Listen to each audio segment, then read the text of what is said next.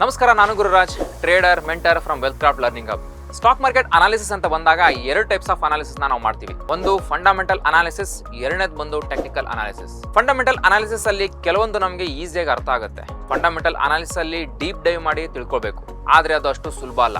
ಕಾರಣ financial words common ಪೀಪಲ್ಸ್ಗೆ ಅರ್ಥ ಆಗಲ್ಲ. ಸಿಂಪಲ್ ಆಗಿ ಹೇಳಬೇಕು ಅಂದ್ರೆ ಬೇಸಿಕ್ ಫಂಡಮೆಂಟಲ್ ಅನಾಲಿಸಿಸ್ ಯಾರಾದ್ರೂ ಕಲಿಬಹುದು. ಫಂಡಮೆಂಟಲ್ ಅನಾಲಿಸಿಸ್ ತುಂಬಾ ಡೆಪ್ತ್ ಆಗಿ ಕಲಿಬೇಕು, ಆದ್ರೆ ಇದು ಸಾಮಾನ್ಯ ಜನರಿಗೆ ಕಬ್ಬಿಣದ ಕಡಲೆ ಆಗುತ್ತೆ. ಆದ್ರೆ ಇದಕ್ಕೆ ಸಮನಾದ ಅನಾಲಿಸಿಸ್ ಸಾಮಾನ್ಯ ಜನರು ಮಾಡಬಹುದು, ಅದೇ ಟೆಕ್ನಿಕಲ್ ಅನಾಲಿಸಿಸ್. ಇದು ತುಂಬಾ ಸಿಂಪಲ್, ಕ್ಯಾಲ್ಕುಲೇಟರ್ ಎಲ್ಲ ಬೇಕಾಗೋದಿಲ್ಲ, ಸಾಮಾನ್ಯ ಜನ ಸಹಿತ ಇದನ್ನ ಕಲಿಬಹುದು. ಇದಕ್ಕೆ ಎಜುಕೇಶನ್ ಬೇಕಿಲ್ಲ, ಮಿನಿಮಮ್ 10th ಪಾಸ್ ಆಗಬೇಕು ಅನ್ನೋ ಒಂದು ರೂಲ್ಸ್ಗಳಿಲ್ಲ. ಇದಕ್ಕೆ ಬೇಕಾಗಿರೋದು ಸಾಮಾನ್ಯ ಜ್ಞಾನ, ಅಲ್ಪ ಸ್ವಲ್ಪ ಇಂಗ್ಲಿಷ್ ಜ್ಞಾನ ಇತ್ತು ಅಂದ್ರೆ ಈ ಟೆಕ್ನಿಕಲ್ ಅನಾಲಿಸಿಸ್ ಮಾಡಿ ಶೇರ್ಗಳ ಮೇಲೆ ಇನ್ವೆಸ್ಟ್ ಮಾಡೋಕೆ ಡಿಸಿಷನ್ ತಗೊಳ್ಬಹುದು. Stock market education important. ಇವತ್ತಿನ ಪರಿಸ್ಥಿತಿಯಲ್ಲಿ ಇದರಿಂದಾನು ಒಂದು ಪ್ಯಾಸಿವ್ ಇನ್ಕಮ್ ಬರೋ ತರ ನೀವು ಮಾಡ್ಕೋಬಹುದು. ಸ್ಟಾಕ್ ಮಾರ್ಕೆಟ್ ಕಲಿತು ಸ್ವಂತ ನೀವೇ ಇನ್ವೆಸ್ಟ್ಮೆಂಟ್ ಯಾವ ಶೇರ್ಗಳಲ್ಲಿ ಮಾಡಬಹುದು ಅಂತ ಡಿಸೈಡ್ ಮಾಡಬಹುದು. ಆಪರ್ಚುನಿಟಿಗಳ ಬಗ್ಗೆ ತಿಳ್ಕೊಂಡು ಇನ್ವೆಸ್ಟ್ ಮಾಡಿ ಲಾಭ ಗಳಿಸಬಹುದು. ನಿಮಗೆ ಸ್ಟಾಕ್ ಮಾರ್ಕೆಟ್ ಬಗ್ಗೆ ಕಲಿಬೇಕು ಅನ್ನೋ ಆಸಕ್ತಿ ಇದ್ರೆ ನೀವು ನಮ್ಮ ವೀಕ್ಲಿ ಬ್ಯಾಚ್ಗೆ ಜಾಯ್ನ್ ಆಗಬಹುದು. ಬನ್ನಿ ಟಾಪಿಕ್ಗೆ ವಾಪಸ್ ಹೋಗೋಣ. ಟೆಕ್ನಿಕಲ್ ಅನಾಲಿಸಿಸ್ ಅಂದ ತಕ್ಷಣ ಜಾಸ್ತಿ ಬಳಸೋದು ಮೇಜರ್ ಆಗಿ ಅದು ಇಂಡಿಕೇಟರ್ಸ್. ಬಟ್ ಇಂಡಿಕೇಟರ್ಸ್ ಮೇಲೆ ಕಂಪ್ಲೀಟ್ ಡಿಪೆಂಡ್ ಆಗಿರಬಾರ್ದು. ಕಾರಣ ಏನು ಅಂದ್ರೆ ಸುಮಾರು ಜನ ಇದ್ರ ಮೇಲೆ ನಂಬಿ ಟ್ರೇಡ್ ಮಾಡಿ ಇದು ವರ್ಕ್ ಆಗಲ್ಲ, ವೇಸ್ಟ್ ಕಾನ್ಸೆಪ್ಟ್ ಅಂತ ಡಿಸೈಡ್ ಮಾಡ್ತಾರೆ. ಬಟ್ ಇದು ಹೇಗೆ ವರ್ಕ್ ಆಗುತ್ತೆ ಅಂತ ತಿಳ್ಕೋಬೇಕು. ಬನ್ನಿ ಈ ವಿಡಿಯೋದಲ್ಲಿ ಇಂಡಿಕೇಟರ್ ಬಗ್ಗೆ ಇದು ಹೇಗೆ ವರ್ಕ್ ಆಗುತ್ತೆ ಅಂತ ತಿಳ್ಕೊಳ್ಳೋಣ. ಸ್ಟಾಕ್ ಮಾರ್ಕೆಟ್ ಅಲ್ಲಿ ಇಂಡಿಕೇಟರ್ಸ್ ಸುಮಾರು ಇದಾವೆ, ಆದ್ರೆ ಅಷ್ಟು ಇಂಡಿಕೇಟರ್ಸ್ ಇಂಪಾರ್ಟೆಂಟ್ ಆಗಲ್ಲ ಟ್ರೇಡಿಂಗ್ ಅಲ್ಲಿ. ಇಂಡಿಕೇಟರ್ಸ್ ಅಲ್ಲಿ ಜಾಸ್ತಿ ಬಳಸೋದು ಮೂವಿಂಗ್ ಆವರೇಜ್, ಮತ್ತು ಇದು ಎಫೆಕ್ಟಿವ್ ಆಗಿ ಕೆಲಸ ಮಾಡುತ್ತೆ. ಇದರಿಂದ ಸಪೋರ್ಟ್ ಮತ್ತು ರೆಸಿಸ್ಟೆನ್ಸ್ ತಿಳ್ಕೊಳ್ಳೋಕೆ ಈಸಿ ಆಗುತ್ತೆ. ಸ್ಪೆಷಲಿ ಇಂಟ್ರಾಡೇ ಅಲ್ಲಿ ಇದನ್ನ ಯೂಸ್ ಮಾಡ್ತಾರೆ. ಇಂಟ್ರಾಡೇ ಟ್ರೇಡಿಂಗ್ ಮಾಡೋರು ಜಾಸ್ತಿ 20 ಡೇಸ್ ಮೂವಿಂಗ್ ಆವರೇಜ್ ನ ಬಳಸ್ತಾರೆ. 20 ಡೇಸ್ ಮೂವಿಂಗ್ ಆವರೇಜ್ ಅಂದ್ರೆ ಲಾಸ್ಟ್ 20 ಕ್ಯಾಂಡಲ್ ಗಳ ಕ್ಲೋಸಿಂಗ್ ಪ್ರೈಸ್ ನ ಆವರೇಜ್. 20 ಡೇಸ್ ಮೂವಿಂಗ್ ಆವರೇಜ್ ಕೆಳಗೆ ಪ್ರೈಸ್ ಹೋಗ್ತಾ ಇದೆ ಅಂದ್ರೆ 20 ಕ್ಯಾಂಡಲ್ ಗಳ ಆವರೇಜ್ ಬ್ರೇಕ್ ಆಗಿದೆ, ಪ್ರೈಸ್ ಕೆಳಗೆ ಹೋಗೋ ಸಾಧ್ಯತೆ ಜಾಸ್ತಿ ಇದೆ ಅಂತ ಅರ್ಥ.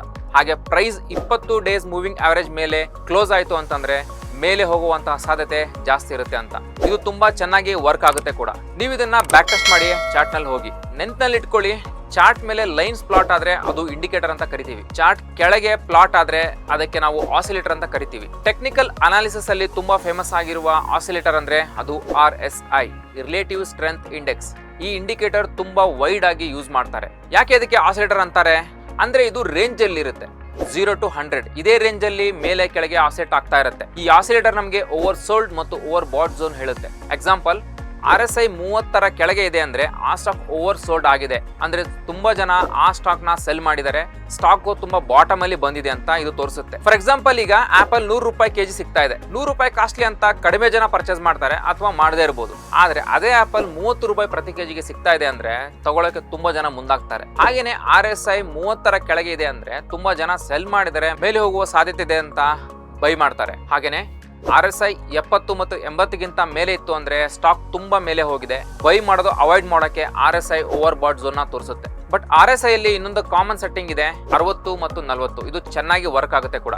RSI 60ರ ಮೇಲೆ ಕ್ರಾಸ್ ಆಗ್ತಿದೆ ಅಂತಂದ್ರೆ ಸ್ಟಾಕಿನಲ್ಲಿ ಮೂವ್ಮೆಂಟ್ ಸ್ಪೀಡ್ ಆಗಿರುತ್ತೆ ಮೇಲ್ಗಡೆ ಸೈಡ್. ಹಾಗೇನೆ RSI 40 ಕ್ರಾಸ್ ಆಗಿ ಕೆಳಗಡೆ ಹೊರಟ್ರೆ ಡೌನ್ ಸೈಡ್ ಮೂವ್ಮೆಂಟ್ ಸ್ಪೀಡ್ ಆಗಿರುತ್ತೆ. ಈ ಸೆಟ್ಟಿಂಗ್ ಕಡಿಮೆ ಟೈಮ್ ಫ್ರೇಮ್ ಅಲ್ಲಿ ಇಂಟ್ರಾಡೇ ಅಲ್ಲಿ ತುಂಬಾ ಜಾಸ್ತಿ ಬಳಸ್ತಾರೆ. ಇದನ್ನು ಕೂಡ ನೀವು ಬ್ಯಾಕ್ ಟೆಸ್ಟ್ ಮಾಡಿ ನೋಡಬಹುದು.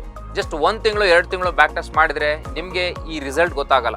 2 ವರ್ಷದ ಡೇಟಾ ನೋಡಿ ನಿಮ್ಗೆ ಇದು ಗೊತ್ತಾಗುತ್ತೆ. ಒಂದ್ ತಿಳಿದುಕೊಳ್ಳಿ, ಇಂಡಿಕೇಟರ್ ಮತ್ತು ಆಸಿಲೇಟರ್ ಇವು ತೋರಿಸೋದೇ ಅಂತಿಮ ಅಲ್ಲ. ಯಾವ್ದೋ ಸ್ಟಾಕ್ ನ್ಯೂಸ್ ಕೆಟ್ಟದಾಗಿರ್ಬೋದು, ಸ್ಟಾಕ್ ಬೀಳ್ತಾ ಇರ್ಬೋದು, RSI ಕೂಡ ನಿಮ್ಗೆ 30 ತೋರಿಸ್ತಾ ಇರುತ್ತೆ. ಸರಿ ಆಯ್ತು ಅಂತ ಎಂಟ್ರಿ ಆಗ್ತೀರಾ, ಅದು ಇನ್ನೂ ಬೀಳ್ತಾ ಹೋಗುತ್ತೆ. ಅವಾಗ ನಿಮ್ಗೆ ಇದು ಫೇಕ್, ವರ್ಕ್ ಆಗಲ್ಲ, ಇಂಡಿಕೇಟರ್ ವೇಸ್ಟ್ ಅಂತ ಡಿಸೈಡ್ ಮಾಡ್ತೀರಾ. ಸ್ಟಾಕ್ ಮಾರ್ಕೆಟ್ ಅಂದ್ರೆ ಪ್ರಾಫಿಟ್ ಅಂಡ್ ಲಾಸ್ ಕಾಮನ್. ಯಾವ ಇಂಡಿಕೇಟರ್ ಬಳಸಿ ಅಥವಾ ಬಳಸದೇ ಇರಿ.